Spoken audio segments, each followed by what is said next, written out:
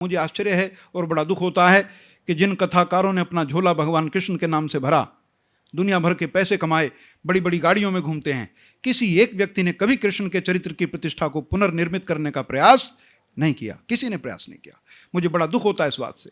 क्या उनका यह दायित्व नहीं था, जिसके नाम से दिन भर रोटी खाते हैं, जिसके नाम से बड़े बड़े आश्रम बन गए, बड़ी बड़ी गाड़ियों में घूमते हैं, देश देश में प्रतिष्ठा है? क्या उनका यह धर्म नहीं है कि भगवान कृष्ण पर जो कलंक लगा है हम उसको हटाने का प्रयास करें? किसी ने कोई प्रयास नहीं किया। केवल एक संस्था इस संसार में प्रयास करती है जो महान पुरुषों के कलंकों को हटाने का प्रयास करती है। विश्व में, पूरे विश्व में केवल एक संस्था, आर्य समाज, केवल एक संस्था, कोई दूसरी संस्था नहीं, जो महापुरुषों के चरित्र को देखती हो ठीक से, ज्ञान की दृष्टि से, और कोई देखता नहीं।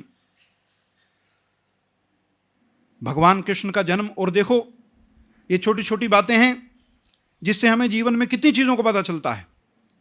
आज समाज में किसी के घर में 2, 4, 5 घटनाएं हो जाएं तो वो फट अपनी पत्री लेके कहां जाता है? पंडितों के पास जाता है। पत्री लेके देखना 5-7 काम बिगड़ गए, लगातार देखना कोई कौन सा ग्रह बिगड़ा है।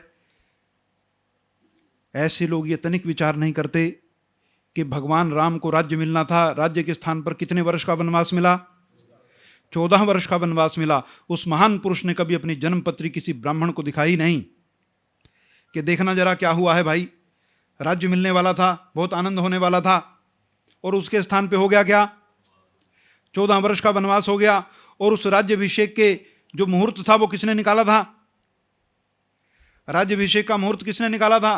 विश्वामित्र और वशिष्ठ, जो इतने विद्वान थे, वो ये नहीं देख पाए कि इतने समय के बाद जो हमने मुहूर्त निकाला है वो मुहूर्त वास्तव में किसी और ही चीज का है। उस मुहूर्त पर राजा राम को राज्य मिलने वाला नहीं है, अपितु क्या मिलेगा? वनवास मिलेगा। जब उस समय के विद्वान तपस्वी ये नहीं देख पाए, तो आज के ये जिन्होंने ढंग से पढ़ाई भी नहीं करी है, क्या किसी का भाग्य देख पाएंगे? ये भी कोई किसी ब्राह्मण का विरोध नहीं है, मैं किसी के विरोध में नहीं कह रहा, मैं एक सामान्य बात कह रहा हूं। क्या आप ब्राह्मणों के जो जन्मपत्री देखते हैं, क्या उनके घर में कभी नुकसान नहीं होता? बोलो। उनके घरों में अल्पायु में मृत्यु नहीं होती? उनके घरों में विभिन्न प्रकार की बीमारियां नहीं आती? उन पर समस्याएं नहीं आती? बिल्कुल आती हैं। तो फिर वो अपनी समस्याएं क्यों नहीं देख पाते? अगर इतना दूर तक का काल देखने की क्षमता है तो अपने बच्चों के भविष्य क्यों नहीं देख पाते? अपने पर दृष्टि क्यों नहीं रख लेते? तुम्हारे में क्यों रुचि है उनकी? तुम्हारे में रुचि इसलिए है कि तुमसे क्या मिलेगा? पैसा मिलेगा। अपने से क्या मिलेगा? कुछ मिलेगा नहीं। इस बात का ध्यान रहे। बुद्धिमान व्यक्ति संसार में बसता है और दुनिया में कोई सरवाइव कर नहीं पाता है, बुद्धिमान व्यक्ति रहता है। तो भगवान राम ने कोई पत्री नहीं दिखाई कि देखना राज्य मिलने वाला था। और भगवान कृष्ण के साथ तो उससे भी बदतर हुआ। राम कम से कम उस समय जब वनवास जा रहे थे, कम से कम एक अच्छी अवस्था में तो थे, विवाहित थे। कैसे थे? उनकी परिपक्व आयु थी। और भगवान कृष्ण तो भी जन्मे भी नहीं थे, उससे पहले उनको मारने वाला तैयार खड़ा था। जब देवकी का विवाह हुआ वासुदेव के साथ, तो कंस उनके रथ को ले जा रहा हाँक के अपनी बहन को विदा करने, अपने आप रथ चलाया उसने कि वासुदेव और देवकी पीछे बैठे, वो रथ चलाता है। किसी विद्वान ने कोई घोषणा करी, उसके कान में फूंक मारी कि भाई जिसको लेके जाता है, इसका तो जो संतान इसकी होगी वही तेरा काम खराब करेगा, तेरी मृत्यु का कारण बनेगा। ऐसा पता चला तो उसने सोचा कि देवी को यहीं मार दे, बात ही खत्म करो। ऐसा करने को सोचा तो समाज में अप्रतिष्ठा हुई। क्या हुई? अप्रतिष्ठा के एक तो वैसे ही महिला को की हत्या करना पाप है, और दूसरा अपनी बहन। तो उसने एक वासुदेव का निवेदन स्वीकार किया कि देखो आप हमें जाने दो, और ये प्रतिज्ञा मैं करता हूं कि जब जब हमारी संतान होगी मैं उसे लेकर तुम्हारे पास आ जाऊंगा। वासुदेव धर्मात्मा थे। कंस ने बात स्वीकार की। 6 संतानें अपने आप जाके दे आए। जब 7वीं संतान होने को आई तो कंस ने की बुद्धि काम करी। उसने सोचा कि अब ऐसे चलेगा नहीं, हो सकता लाने में बच्चा बदल दे। फिर उन पर पहरा बिठा के काम किया। जितना ताकत, जितनी शक्ति, जितनी बुद्धि कंस उस बालक को मारने में लगा रहा था, समाज के अन्य लोग उतनी बुद्धि शक्ति उसे बचाने में लगा रहे थे, क्योंकि हर मथुरावासी कंस के अत्याचारों से दुखी था, बहुत दुखी था। तो फिर आप देखिए उस समय में भगवान कृष्ण का जन्म हुआ,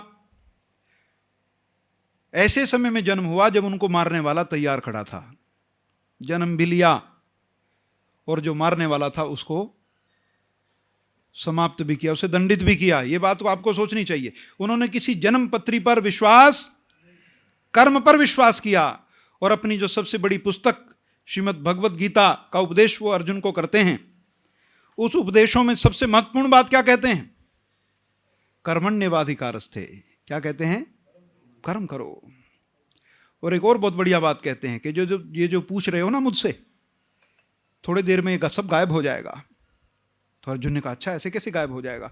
उसने कहा जब काम में लगेगा ना तो पूछताछ ही नहीं होती। फिर जब आदमी के पास करने को काम होता है तो वो बहुत पूछताछ नहीं करता। पूछताछ कौन करता है? जिसके पास करने को कुछ, बेला आदमी जो खाली है वो बड़ी पूछताछ करता है। जिसको काम खड़ा है वो काहे की पूछताछ करेगा?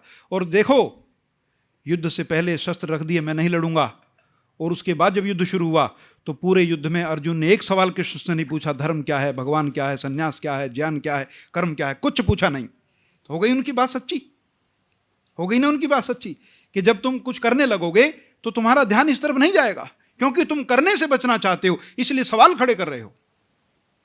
ऐसे कृष्ण जन्मे और जन्म के कितने बड़े काम किए। नंद गोप के यहां उनको छोड़ दिया गया। नंद जो थे वो गौ पालक थे, बड़े बड़े समुदाय में, बड़े समूह में गौ पालते थे।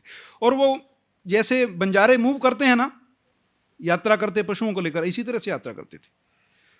तो गोकुल में आके डटे हुए थे। तो उन्होंने कहा स्कूल में छोड़ देने से शक भी किसी का होगा नहीं, क्योंकि राजाओं का पुत्र है तो अच्छे घरों में लोग सोचते दें हम।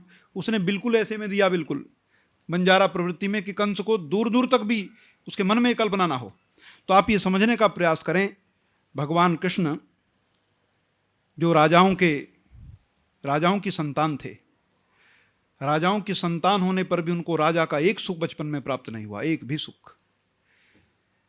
जहां राजा तरह तरह की पालकियों में सवारी किया करते थे, भगवान कृष्ण को छकड़े की सवारी मिली, बैलगाड़ी। जहां राजा तरह तरह के वस्त्र और आभूषण पहना करते, वहां भगवान कृष्ण को पहनने के लिए केवल लंगोटी मिली।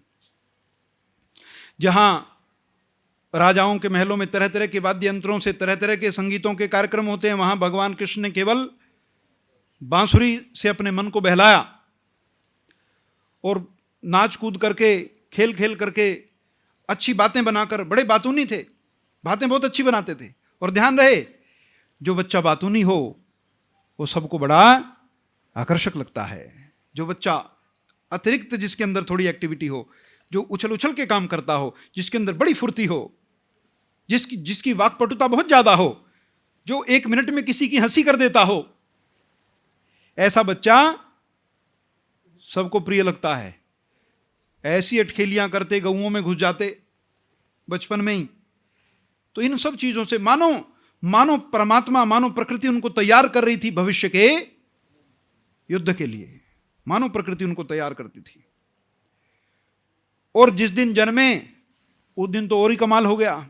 जब उनका जन्म हुआ, यमुना में बाढ़, बरसात, बिजली कड़क रही, तूफान, चारों तरफ बुरे हाल। कैसे समय में जन्म हुआ देखो। राजा की समस्या अलग, प्रकृति भी बड़े रुद्र रूप में थी। तो इस प्रकार से करके वो कैसे कैसे उनको बचाया, ये आपको सोचना है। इतने कष्टों में से गुजरने के बाद भी ये थोड़े कष्ट नहीं होते। ये जितनी आसानी से मैं कह रहा हूं, इतनी आसानी से होता नहीं है। जब मैं कहता हूं कि भगवान राम को 14 वर्ष का वनवास मिला, तो ये जितना कहना सरल है, करना उतना ही बड़ा मुश्किल है, बहुत मुश्किल है। और कैसा वनवास, कैसे वन?